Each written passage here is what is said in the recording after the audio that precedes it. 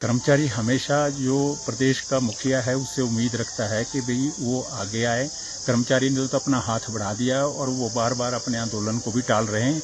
और समस्याएं ऐसा नहीं है कि 2016 का जो एरियर ऑफ पे कमीशन और जो भी उसमें डिफरेंशियल अमाउंट जो इन्हांस होना था, उनको पैसा मिलना था, वो 24 तक, मतलब उसके सीधा सीधा ये है कि 8 साल से गवर्नमेंट के पास वो पैसा रुका हुआ है। तो उसका भी तो एक वो भी तो लॉस में है, वो कर्मचारी भी तो, क्योंकि ये हार्ड अर्न वेजेस है उनके, जिसको वो कमा के जो है सरकार के पास खड़ा है। अगर सरकार इसकी लायबिलिटी को चुकाता नहीं है तो ये कम्युलेट होता रहेगा और आगे आगे ये बढ़ता ही रहेगा। एक फंड की क्राइसिस की बात कर रही है, ये एक मिसमैनेजमेंट है। अगर वो 1,16,916 आदमी को जो एनपीएस से जीपीएफ जिनको नंबर मिल चुका है, अगर फंडिंग के क्राइसिस होते हैं तो उनका कौन सा सोर्स है इन्होंने गवर्नमेंट ने जो इतने लोगों के लिए किया है। और मात्र 7,000 कर्मचारी जो बोर्ड और निगमों के हैं, जो कि लगातार स्टेट की डेवलपमेंट में, विकास में, सोशल ओब्लिगेशन को पूरा करती रही है और आगे भी कर रही है। तो ऐसी कौन सी क्राइसिस, ऐसी कौन सी आफत आ गई है स्टेट गवर्नमेंट में। 18 से सुप्रीम कोर्ट में पेंडिंग था हमारा ये केस, जो आफ्टर रिव्यू जो है रीओपन हुआ था और लार्जर बेंच के लिए ये कंसिडरेशन में लाया गया था। और उसके बाद वीकली ये लगता रहा, परंतु 24-25 जुलाई से लगातार ये चलता रहा और 22 अगस्त को जो है ये कंक्लूड हो गया है और आज की डेट में वो जजमेंट रिजर्व है। और हमें उम्मीद है कि ये तीसरी बार सुप्रीम कोर्ट में ये मामला जो है चौथी बार उठा है और उसके बाद जो अच्छे आर्गूमेंट और लीगल जो बैटल है, हमारे को पूरी उम्मीद है कि इस न्याय व्यवस्था में जो है हमारे को इसमें न्याय मिलेगा। और जो इतना लगातार संघर्ष है, ये जिंदगी का संघर्ष है और उन पीड़ा और वेदना का संघर्ष है कि जिसके बगैर आज पूरे 7,000 परिवार जो है एक ऐसी दयनीय स्थिति और पीड़ा में अपना गुजारा बसर कर रहे हैं कि जिनकी वेदना या उनके फोन सुनना भी इतनी लाचारी हो गई है कि उनको कैसे जवाब दे। नमस्कार, टींज भारत देखने आप में हूं रमेश असिंगटा। हिमाचल प्रदेश के करीब 7,000 पेंशनर क्यों पीड़ा में हैं? हालांकि राज्य सरकार ने बड़ी सौगात ओपीएस के तौर पर हिमाचल प्रदेश के कर्मचारी को दे रखी है। लगभग 1,29,000 या इससे भी आंकड़ा ये बढ़ गया है जिनको लाभ इस पेंशन का, नई पेंशन का हुआ है।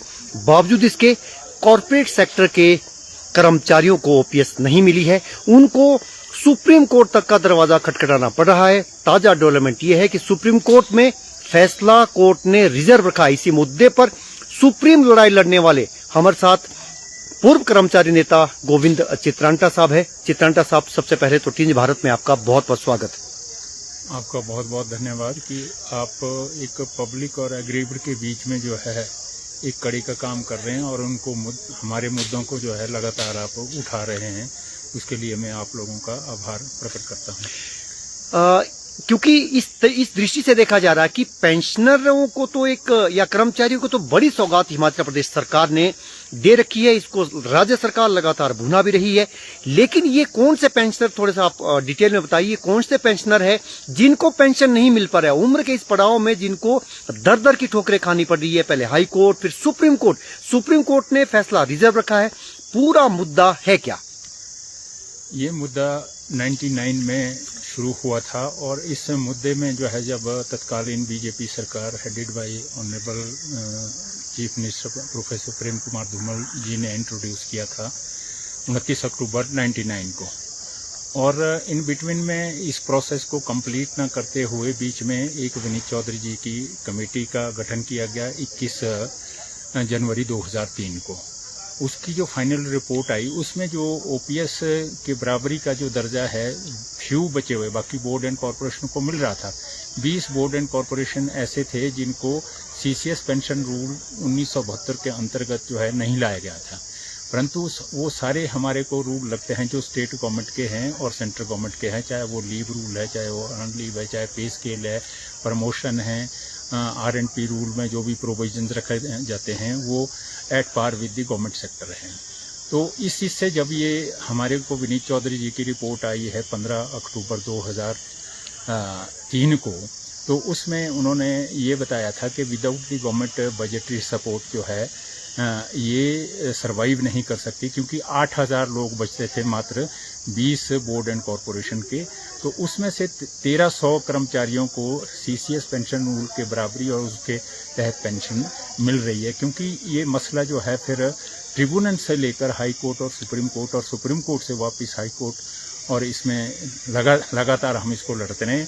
डेमोक्रेटिक लोकतांत्रिक बैटल भी हमने लड़ा, क्योंकि पॉलिटिकल पार्टी मात्र तालियां बजाने से नहीं अपनी कमिटमेंट को वो ओन नहीं करती है, जिस वजह से आज की डेट में सरकार जो है सबसे बड़ी लिटिगेंट है कर्मचारियों के लिए। अगर सरकार जो एक अपना पॉलिटिकल फायदा तो ले लेती है, परंतु लोगों को जूझने के लिए जो है सड़क पर छोड़ जाती है। आज 20 बोर्ड एंड कॉरपोरेशन निगमों और बोर्डों के कर्मचारी जो है वो ऐसी दयनीय स्थिति में हैं कि कुछ लोगों को ऐसी क्रॉनिक बीमारियां हैं, वो कुछ पैरालिटिक है, कुछ दूसरे कर्मचारी ऐसे हैं कि जो कैंसर से पीड़ित हैं, कहीं उनको मेडिकल के रिइंबर्समेंट की फैसिलिटी नहीं मिलती है, और पेंशन 1100 से लेकर 3,500 तक की पेंशन जो ईपीएफ की मिलती है। बहुत मामूली पेंशन 1100 से लेकर 3,000 तक की पेंशन मिल रही है, तो बहुत मामूली पेंशन है। अभी ताजा आप ये बताइए, इसकी पृष्ठभूमि में हम जाएंगे। सुप्रीम कोर्ट ने ये फैसला रिजर्व रखा है। ये निरंतर 2018 से सुप्रीम कोर्ट में पेंडिंग था हमारा ये केस, जो आफ्टर रिव्यू जो है रीओपन हुआ था और लार्जर बेंच के लिए ये कंसिडरेशन में लाया गया था, और उसके बाद वीकली ये लगता रहा, परंतु 24-25 जुलाई से लगातार ये चलता रहा, और 22 अगस्त को जो है ये कंक्लूड हो गया है, और आज की डेट में वो जजमेंट रिजर्व है। और हमें उम्मीद है कि ये तीसरी बार सुप्रीम कोर्ट में ये मामला जो है चौथी बार उठा है, और उसके बाद जो अच्छे आर्गूमेंट और लीगल जो बैटल है, हमारे को पूरी उम्मीद है कि इस न्याय व्यवस्था में जो है हमारे को इसमें न्याय मिलेगा। और जो इतना लगातार संघर्ष है, ये जिंदगी का संघर्ष है, और उन पीड़ा और वेदना का संघर्ष है कि जिसके बगैर आज पूरे 7,000 परिवार जो है एक ऐसी दयनीय स्थिति और पीड़ा में अपना गुजारा बसर कर रहे हैं कि जिनकी वेदना या उनके फोन सुनना भी इतनी लाचारी हो गई है कि उनको कैसे जवाब दे। तो हमें उम्मीद है ऑनरेबल सर्वोच्च न्यायालय से कि वो न्याय देंगे, नेचुरल जस्टिस भी प्रोवाइड करेंगे, और जल्दी से जल्दी जो ये रिजर्व फैसला है इस पर निर्णय करेंगे और इसको प्रोनाउंस करेंगे। और ऐसी हमारी मानना और अपेक्षा है कि सुप्रीम कोर्ट इसमें निश्चित रूप से एक न्याय करेगा। और जो फंडिंग की बात आती है स्टेट गवर्नमेंट की, लगातार गवर्नमेंट एक फंड की क्राइसिस की बात कर रही है, ये एक मिसमैनेजमेंट है। अगर वो 1,16,916 आदमी को जो एनपीएस से जीपीएफ जिनको नंबर मिल चुका है, अगर फंडिंग के क्राइसिस होते हैं तो उनका कौन सा सोर्स है इन्होंने गवर्नमेंट ने जो इतने लोगों के लिए किया है। और मात्र 7,000 कर्मचारी जो बोर्ड और निगमों के हैं, जो कि लगातार स्टेट की डेवलपमेंट में, विकास में, सोशल ओब्लिगेशन को पूरा करती रही है और आगे भी कर रही है। तो ऐसी कौन सी क्राइसिस, ऐसी कौन सी आफत आ गई है स्टेट गवर्नमेंट में? स्टेट गवर्नमेंट के सामने भी आपने पक्ष रखा है, तो आपको राहत दे सकती है? निश्चित रूप से दे सकती है। जो हमारा एम्प्लॉयर का कंट्रीब्यूशन ईपीएफ में जाता है वो हमने सरेंडर करना है, वो नोटिफिकेशन की स्पिरिट है। जो पैसा या पेंशन हम ले रहे हैं वो हमने सरेंडर करना है, पीएफ भी सरेंडर करना है और पेंशन भी वो सरेंडर करनी है। और गवर्नमेंट के पास हमने हमेशा, जब गवर्नमेंट कई बार क्राइसिस में आई है, 2002 में भी आई थी, 2001 में भी आई थी, 2003 तक आई, तो फॉरेस्ट कॉरपोरेशन ने 821 करोड़ रुपए के बॉन्ड अपने इन्वेंट्री को हमें गिरवी रख के जो है स्टेट को फाइनेंस किया था। और अब गवर्नमेंट जो है, अगर गवर्नमेंट लायबिलिटी असेट्स को अपना मानती है तो लायबिलिटी भी गवर्नमेंट की हो जाती है। इसलिए अगर सेट्स जो गवर्नमेंट अंडरटेकिंग के होते हैं, अगर वो गवर्नमेंट के हैं तो उसकी लायबिलिटी को भी गवर्नमेंट को ओन करना ही पड़ेगा। हाई कोर्ट का क्या फैसला आया था? हाई कोर्ट ने हमारे हक में फैसला दिया था, और उन्होंने ये बोला था कि भाई जो पॉपुलर गवर्नमेंट आती है उसके सामने पैसे की कोई, वो पहले सोचे जाता है जब कोई नोटिफिकेशन इशू होती है। तो ये पैसे का कोई इसमें जो लीगल वो है, उन्होंने तो लीगल उस पे किया कि जब आपने एक राइट दे दिया है इन लोगों को, वो इनका वेस्टेड राइट एक्रू हो चुका है, तो उस आधार पर इन्होंने फैसला किया था और लोगों के हक में किया था। और सीसीएस पेंशन रूल 1972 के मुताबिक जो है इसको पेंशन को लागू किया था, जिसमें लगभग 214 आदमी तो फॉरेस्ट कॉरपोरेशन के पेंशन के भोगी है, जो सीसीएस पेंशन रूल के अंतर्गत ले रहे हैं, और इसी तरह दूसरे बोर्ड एंड निगमों के भी है। अब मात्र 6730 है ऐसे लाभार्थी है जिनको अभी इसमें से डिप्राइव किया गया। तो आप कह रहे हैं 1300 को मिल रही है पेंशन, इसमें दो तरह की, और ये 2003 से पहले की अपॉइंटमेंट है, ये कोई 2003 के बाद की अपॉइंटमेंट नहीं है। तो 1300 को मिल रहा है, 6700 को मिल नहीं रहा है। हमारी भी यही थी कि कोई भी अमेंडमेंट अगर सरकार ये फील करती है कि फाइनेंशियली क्राइसिस है, कोई भी अमेंडमेंट है वो प्रोस्पेक्टिव होती है, आगे के लिए आती है, रिट्रोस्पेक्टिव नहीं होती। तो 2/12/2004 को जो पार्शियली रिपील की थी, पार्शियल का मतलब ये था कि भाई उन लोगों ने ये कर दिया कि जो इंटरवीनिंग पीरियड में from the introduction of 99 pension scheme till partial repealing of the scheme, उनको तो प्रोटेक्ट कर दिया।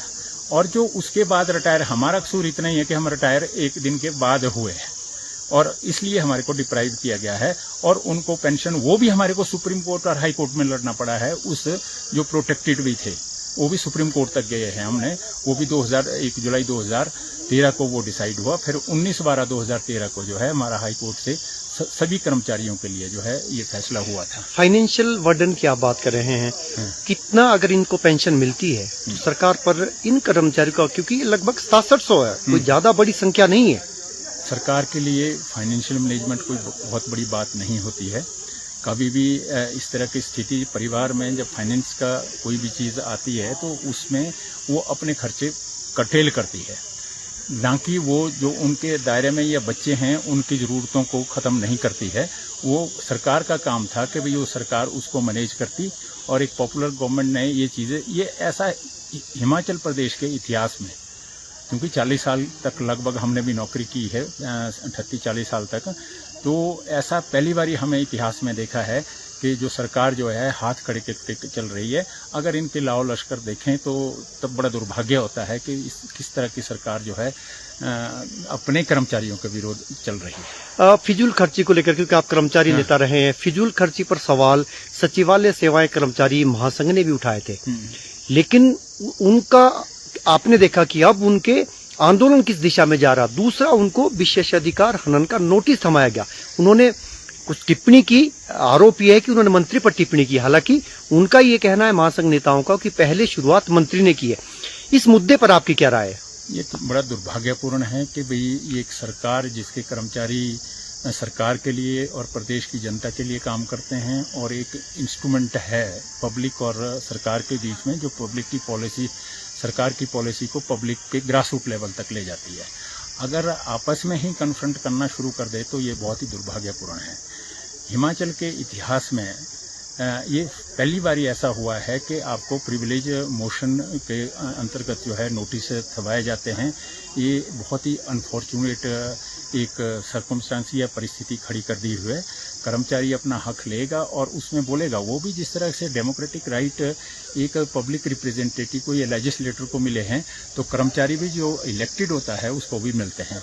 उसमें उन्होंने कोई बाधा नहीं किसी मंत्री को पहुंचाई, ना कभी उसके फ्रंट में कभी उन्होंने उनको रोका है कोई ऐसा कि भाई जो सरकार के काम करते हुए उन्होंने कर्मचारियों के संगठनों ने जो है उनको कहीं ना कहीं इंटरवीन किया है, डिस्टर्ब किया है, तब तो ये बात बनती है।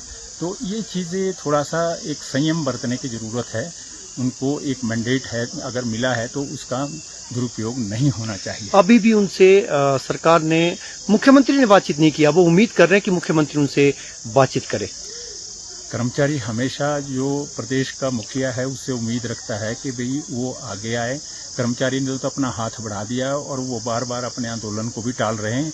और समस्याएं ऐसा नहीं है कि 2016 का जो एरियर ऑफ पे कमीशन और जो भी उसमें डिफरेंशियल अमाउंट जो इन्हांस होना था, उनको पैसा मिलना था, वो 24 तक, मतलब उसके सीधा सीधा ये है कि 8 साल से गवर्नमेंट के पास वो पैसा रुका हुआ है, तो उसका भी तो एक वो भी तो लॉस में है, वो कर्मचारी भी तो, क्योंकि ये हार्ड अर्न वेजेस है उनके, जिसको वो कमा के जो है सरकार के पास खड़ा है। अगर सरकार इसकी लायबिलिटी को चुकाता नहीं है तो ये कम्युलेट होता रहेगा और आगे आगे ये बढ़ता ही रहेगा।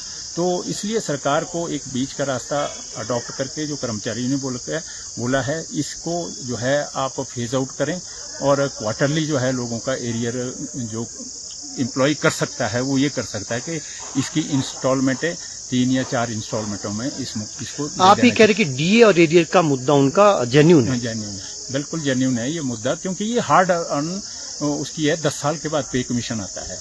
तो पहली बात तो ये है कि 6 साल के बाद तो लागू किया इन्होंने, 6 साल के बाद अब 2 साल से ये पेंडिंग पड़ा हुआ है सरकार के पास। तो 8 साल ऐसे ही क्राइसिस में, अगर सरकार क्राइसिस में है तो कर्मचारी भी क्राइसिस में है। उसने भी तो अपना परिवार पालना, उसने भी अपने सोशल ऑब्लिगेशंस को करना, उनके आगे बाल बच्चे हैं, पढ़ रहे हैं और चीजें कर रहे हैं। इतने महंगाई के जमाने में वो क्या करेगा? क्योंकि एक सेट प्रोसीजर है गवर्नमेंट का, स्टैट्यूट बनी हुई होती है कि आपकी जो इन्हांसमेंट होती है पे की होती है, एक वेज रेट और उससे आपकी एक वेज पॉलिसी बनती है वो नेशनल लेवल पर, उसके आधार पर जो है तय की जाती है कि भाई पे कमीशन 10 साल के अंदर अंदर जो भी इन्फ्लेशन आती है उसके आधार पर जो है ये तय किया जाता है कि लोगों कर्मचारियों को ये है ये चीजें मिलनी चाहिए। लेकिन एक सवाल ये भी आता है कि हिमाचल प्रदेश के खजाने का बहुत बड़ा एक भाग कर्मचारियों के तनख्वाह और पेंशनरों के पेंशन पर दिया जाता है, विकास के लिए कम पैसा बचता है। ये एक प्रोपोगंडा हो सकता है, कर्मचारी पहले भी रहे हैं। हिमाचल के पास ऐसी कोई बहुत बड़ी इंडस्ट्री नहीं है जिस इंडस्ट्री के अंदर इतनी बड़ी एम्प्लॉयमेंट या जो सोशियो इकोनॉमिक जो आपका जो सोशल ताना बाना या आर्थिक जो स्थिति है वो मात्र यहाँ एक कर्मचारी और सरकारी नौकरी है कि हर परिवार से होगा तब उसका एक सोशल वो चलता है, क्योंकि एग्रीकल्चर और हॉर्टिकल्चर जो है पूरा नेचर बेस पर है। इसमें इरिगेशन की नहीं है, दूसरी चीजें नहीं है। हाँ, सबसे बड़ी बात यह है कि जो हिमाचल प्रदेश में वन संपदा थी, हाइड्रो था, आपका फॉरेस्ट की पॉलिसी है, वो जो है एफसीए में स्टेट के राइट को इन्होंने खत्म कर दिया हुआ है। तो गवर्नमेंट अब इतनी वैल्यूएबल हमारे पास फॉरेस्ट है, अगर हम ऑक्सीजन जो है पूरे वर्ल्ड को दे रहे हैं, पूरे देश को दे रहे हैं, तो वो हमें कंपनसेट क्यों नहीं करती? और गवर्नमेंट इस लड़ाई में नहीं लड़ रही है। इसी मुद्दे पर आप लगातार मुख्यमंत्रियों से भिड़ते रहे हैं। हाँ जी, हाँ जी। तो ये हमने जब भी कर्मचारियों के अगेंस्ट कभी भी कोई चीजें आई है तो हम सीधे सीधे मुख्यमंत्री जी से भिड़ते भी रहे, उन्होंने काम भी किए हैं और उन्होंने जब लताड़ा है विक्टिमाइज भी होते रहे, परंतु उन्होंने ऑर्गेनाइजेशन को, कर्मचारियों की वेदना को और कर्मचारी को साथ लेने का, और जो कि एक आज का नहीं है, बहुत पहले से बात है कि हिमाचल प्रदेश में जो कर्मचारी है वो सरकार की रीढ़ की हड्डी होती है, वो बोलने के लिए नहीं है। वो सच रूप में यही है कि टोटल आपका अगर बर्फ होता है, बारिश होती है, तूफान होता है, तो चाहे वो बिजली बोर्ड है, चाहे वो रोड ट्रांसपोर्टेशन है, चाहे दूसरे कर्मचारी दूर दराज क्षेत्रों में है, चाहे पांगी है, डोडरा क्वार है, इस तरह के क्षेत्रों में काम करते हैं, तो किस क्लाइमेटिकल उसमें जो है करते हैं वहाँ भी इंसेंटिव मिलते हैं। तो वो एक हिस्सा है कि सरकार की सोच को, सरकार की नीति को, सरकार की और योजनाओं को जो है लोगों तक पहुंचाती है। तो इसमें जो कर्मचारियों का जो योगदान है वो हिमाचल प्रदेश के विकास में बहुत आगे है। अंतिम सवाल, आप मुख्यमंत्री से क्या आग्रह करेंगे, क्योंकि सबकी निगाहें अब मुख्यमंत्री पर टिकी है, खासतौर पर सचिवालय कर्मचारियों के आंदोलन को लेकर मुख्यमंत्री कब बातचीत के लिए बुलाते हैं? मुख्यमंत्री महोदय पूरे हिमाचल प्रदेश के हैं और मुख्यमंत्री महोदय जी को ये अपने अहम और अहंकार का प्रश्न नहीं बनाना चाहिए, और कर्मचारी भी हिमाचल प्रदेश के हैं, वो कोई बाहर से नहीं आए हैं, उनसे बातचीत करने चाहिए और एक सौहार्दपूर्ण जो एटमॉस्फेयर वातावरण है जो अक्रॉस द टेबल, ऐसा नहीं है कि एजिटेशन बहुत बड़े बड़े हुए हैं हिमाचल प्रदेश में, 90 में हुआ, कानून में हुआ, 86 में हुआ, कैपिटल लॉन्स का हुआ है ना, 80 में हुए, बहुत बड़े एजिटेशन जो है हिमाचल प्रदेश में हुए हैं, परंतु फिर भी कर्मचारियों को माननीय मुख्यमंत्रियों ने और सरकार ने गले लगाया है और उनके बेनिफिट को रिस्टोर किया है। अगर एक ईगो का प्रश्न खड़ा करेंगे तो निश्चित रूप से एक कन्फ्लिक्ट भी होगा, कन्फ्रंटेशन भी होगा। हमसे बात करने के लिए बहुत बहुत शुक्रिया। Thank you.